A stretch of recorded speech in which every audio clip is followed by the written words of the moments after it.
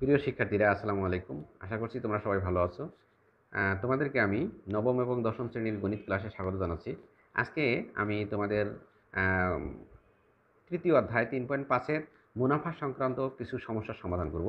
তো এখানে তোমরা দেখতে পাচ্ছ ২৭ নম্বর অঙ্কটি, অর্থাৎ 4% হারে কোনো টাকার 2 বছরের সরল মুনাফা ও চক্রবৃদ্ধি মুনাফার পার্থক্য যদি 1 টাকা হয়, মুনাফার পার্থক্য যদি 1 টাকা হয়, তাহলে মূলধন কত?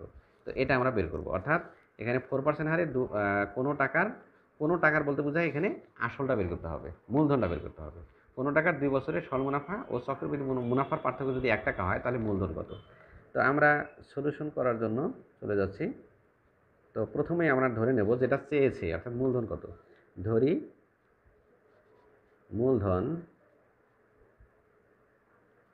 মূলধন হচ্ছে পি টাকা। মূলধন আমরা ধরে নিলাম পি। তাহলে এখানে যেহেতু 4% হারে দেওয়া আছে, তাহলে মুনাফার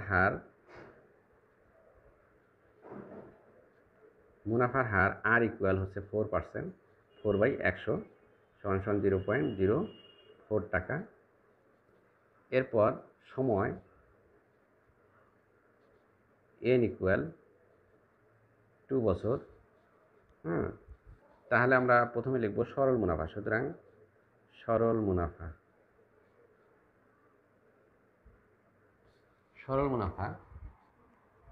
প্রথমে আমরা কী বের করব? সরল মুনাফাটা বের করে নিই। I1 ইকুয়াল হচ্ছে পি আর এন। তাহলে পি হচ্ছে পি এর কোনো মান আপাতত নেই। আর হচ্ছে 0.04 গুণন এন হচ্ছে কত? 2। তাহলে কত পাচ্ছি আমরা? 0.08 পি টাকা। এখানে আমরা সরল মুনাফা পেয়ে গেলাম এত টাকা। তারপর আমরা লিখব চক্রবৃদ্ধি। এখন আবার চক্রবৃদ্ধি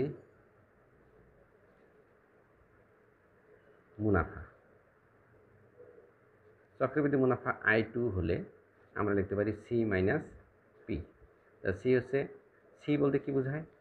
P into 1 plus R to the power N minus P. ঠিক আছে? তো এখন আমরা এখানে কি করব? মান বসিয়ে দেব। পি ইন্টু 1 প্লাস আর হচ্ছে 0.04 two the power 2 minus P হচ্ছে থাকলো এটা। তাহলে এখানে আমরা যদি পি ইন্টু 1.04 তারপরে স্কয়ার মাইনাস পি, এটাকে আমরা একটু হিসাব করব। তাহলে আমরা এখানে পাচ্ছি 1.02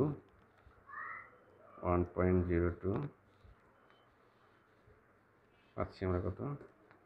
1.02 গুণন 1.02 আছে 1.0404 পি মাইনাস পি।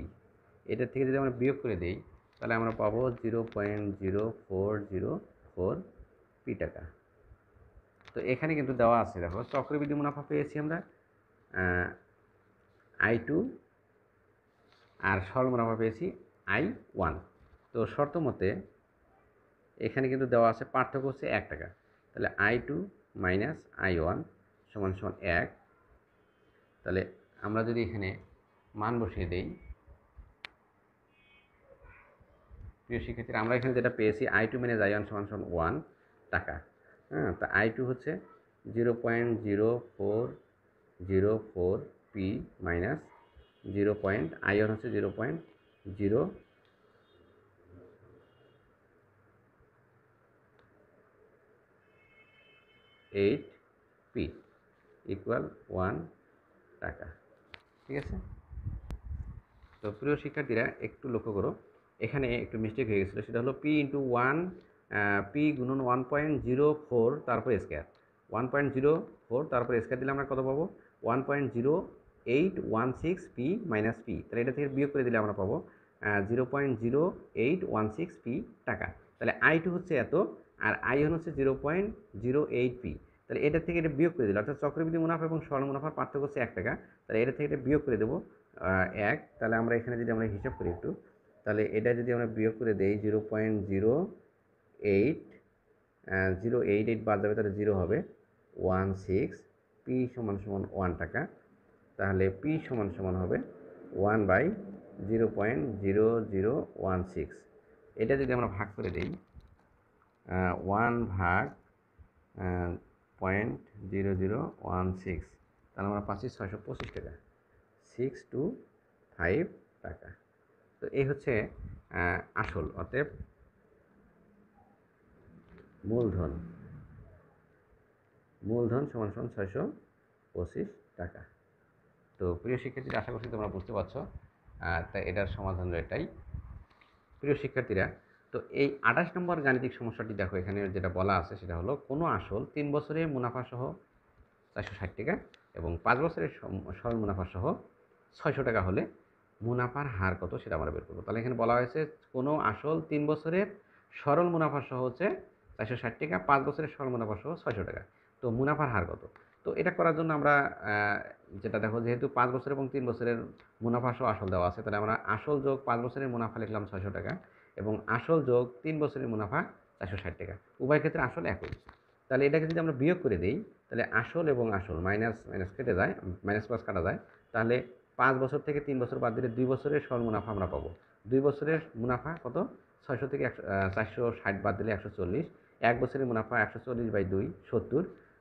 140কে 2 দিয়ে ভাগ করলে 70। 3 বছরের মুনাফা হবে 70 গুণন 3 সমান সমান 210 টাকা।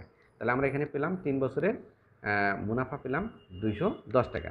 যদি 3 বছরের মুনাফা 210 টাকা হয়, সুতরাং আসল, তাহলে আসল হচ্ছে আসল পি সমান সমান আমরা বলতে পারি যে 460 থেকে 3 বছরের মুনাফা বাদ দেবো, অর্থাৎ 210।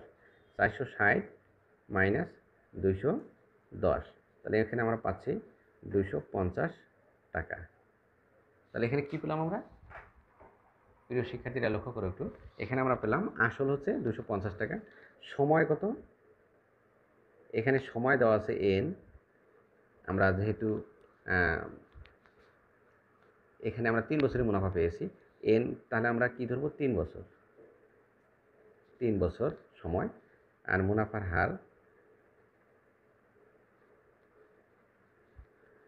হার, আর ইকুয়াল হচ্ছে কত পার্সেন্ট সেটা বের করবো আমরা। x% ধরে নিলাম, x% ধরি, মুনাফার হার x%, R equal x%।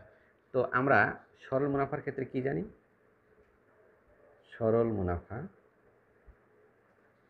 I equal PRN। সরল মুনাফা হচ্ছে I ইকুয়াল PRN। তো এখানে সরল মুনাফা অলরেডি দেওয়া আছে, তা আমরা বের করবো হচ্ছে R। তা R সমান সমান I/PN। তো এখানে I হচ্ছে 210 আর P হচ্ছে 250 গুণন N হচ্ছে 3 বছর।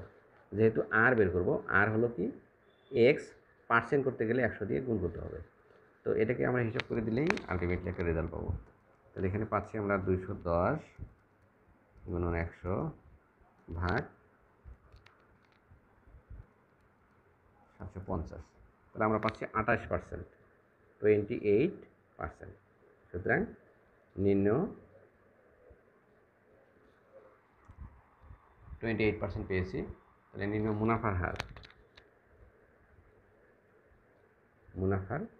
হার হলো 28%। এই হচ্ছে সলিউশন। তো আশা করছি তোমরা বুঝতে পেরেছো। পরবর্তী ক্লাস দেখার আমন্ত্রণ জানাচ্ছি তোমাদেরকে। অনেক অনেক ধন্যবাদ। আল্লাহ হাফেজ।